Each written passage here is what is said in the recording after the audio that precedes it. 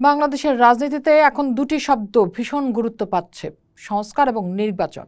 এই সংস্কার কিভাবে হবে, কবে হবে, কোন কোন সংস্কার আগে হবে, কোন সংস্কার পরে হবে, নির্বাচনটা ঠিক কী প্রক্রিয়া হবে, সময় মতো হবে কিনা, সময়টাই বা কোনটা, সেটা নিয়েই চলছে সবচেয়ে বেশি আলোচনা, বাদ অনুবাদ।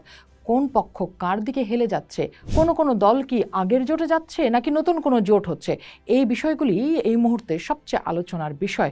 কারণ সম্প্রতি বড় দুইটি রাজনৈতিক দলের বড় নেতারা অর্থাৎ শীর্ষ পর্যায়ের নেতারা দেখা করেছেন, তার সাথে সাথে বদলে গেছে কিছুটা বাতাস। এরকমই আলোচনা শোনা যাচ্ছে অন্তত নেট দুনিয়ায় এবং রাজনৈতিক অঙ্গনে। সেটাই আমরা একটু বিশ্লেষণ করতে চাই। যে কোনো নির্বাচনের আগে অবশ্যই দুটি কাজ সম্পন্ন করতে হবে। একটি হচ্ছে খুনিদের বিচার এবং এই বিচার দৃশ্যমান হতে হবে, আরেকটি হচ্ছে প্রয়োজনীয় সংস্কার। এই দুইটি ছাড়া বাংলাদেশের জনগণ কোনো নির্বাচন মেনে নেবে না। সম্প্রতি 19 এপ্রিল লালমনিরহাট জেলা জামায়াত আয়োজিত জনসভায় এই কথাটি বলেছেন জামায়াতের আমির শফিকুর রহমান। তিনি কিন্তু বেশ স্পষ্ট করেই বেশ কিছু কথা বলেছেন এবার। তার মধ্যে হচ্ছে, আমরা চুরি চামারি, কালো টাকার পেশি শক্তির প্রভাবযুক্ত নির্বাচন দেখতে চাই না। এই নির্বাচনের জন্য অবশ্যই লেভেল প্লেইং ফিল্ড তৈরি করতে হবে এবং এই দায়িত্ব পালনের জন্য সরকার যত রকমের সহযোগিতা চান তা তারা দিতে প্রস্তুত। সর্বোপরি বিচার আর সংস্কার এই দুটো অবশ্যই করে নির্বাচনের পরিবেশ নিশ্চিত করতে চান তারা। অর্থাৎ সংস্কার এবং নির্বাচন নিয়ে যে কোনো ধরনের যদি কিন্তু ছাড়াই কথা বলছেন জামায়াতের আমির। আমরা যদি একটু পেছনে যাই, দেখব গত 16 এপ্রিল ঢাকা সফররত যুক্তরাষ্ট্রের দক্ষিণ ও মধ্য এশিয়া বিষয়ক উপসহকারী পররাষ্ট্রমন্ত্রী নিকোল চুলিকের সঙ্গে বৈঠক শেষে সাংবাদিকদের সঙ্গে কথা বলার সময় কিন্তু জামায়াতের আমির বলেছিলেন, আমাদের ভিউ হচ্ছে নির্বাচন রমজানের আগেই শেষ করতে হবে। জুন পর্যন্ত অপেক্ষা করলে বর্ষা, বিভিন্ন ধরনের ঝড়ঝাপটা, প্রাকৃতিক দুর্যোগ আসবে, তখন আবার ইলেকশনটা অনিশ্চিত হয়ে যাওয়ার আশঙ্কা দেখা দেবে। সেজন্যই আমরা চাচ্ছি ওই আশঙ্কার আগেই যেন নির্বাচন হয়ে যায়। এই জায়গায় একটু জানিয়ে রাখতে চাই যে চাঁদ দেখা সাপেক্ষে আগামী বছর রমজান শুরু হতে পারে 16 ফেব্রুয়ারির পর।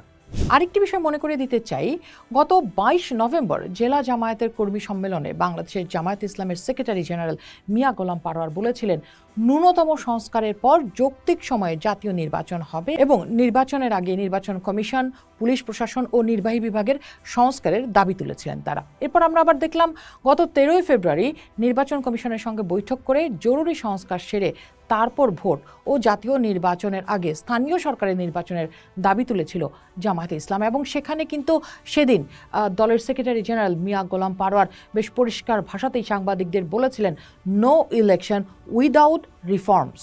আমরা দেখছি শুরু থেকেই ডিসেম্বরের মধ্যে নির্বাচন আয়োজনের দাবি করে আসছে বিএনপি। বিএনপির এই দাবির পক্ষে রয়েছে আরও বেশ কয়েকটি রাজনৈতিক দল ও জোট, যারা বেশ পরিষ্কার যে তারা কোন সময়টাতে আসলে নির্বাচন চান এবং সেটা কতটুকু সংস্কার করে চান, কম সংস্কার নাকি বেশি সংস্কার, এবং যেই সংস্কারটা না করলেই নয় সেটারও বার্তা তারা দিয়েছেন। অন্যদিকে জামায়াতের দাবি ছিল সংস্কার শেষে যৌক্তিক সময় নির্বাচন। কিন্তু লন্ডন বৈঠকের পর আগামী রমজানের আগেই সংসদ নির্বাচন চাইছেন জামায়াত নেতারা। রাজনৈতিক বিশ্লেষকরা বলছেন, এখন জামায়াতে ইসলামের আমির আগামী রমজানের আগেই সংসদ নির্বাচন হওয়ার দরকার মর্মে যে বক্তব্য দিয়েছেন সেটি একটি বড় ধরনের পরিবর্তন।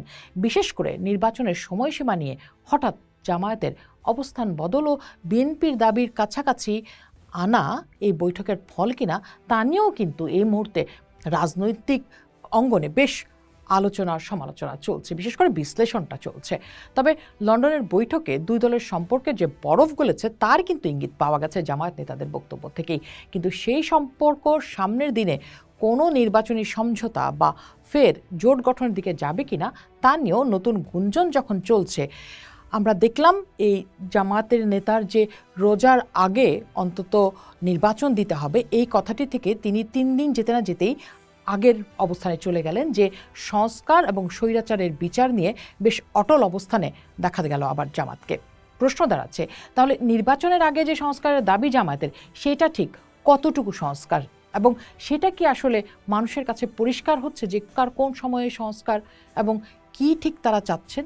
আমরা দেখছি গবেষক ও লেখক আলতাফ পারভেজ তার ফেসবুক স্ট্যাটাসে বলছেন, লন্ডন বৈঠকে বিএনপি ও জামাত নেতৃত্ব নির্বাচনের তারিখ প্রশ্নে কাছাকাছি আসতে পারলো কিনা সেটা একটা জাতীয় কৌতূহলের বিষয়।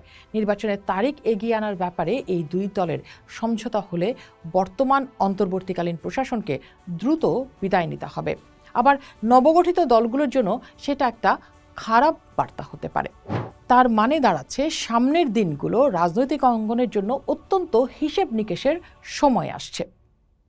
পোস্ট দেখুন, ভাবুন, করুন, পোস্টের সাথেই থাকুন।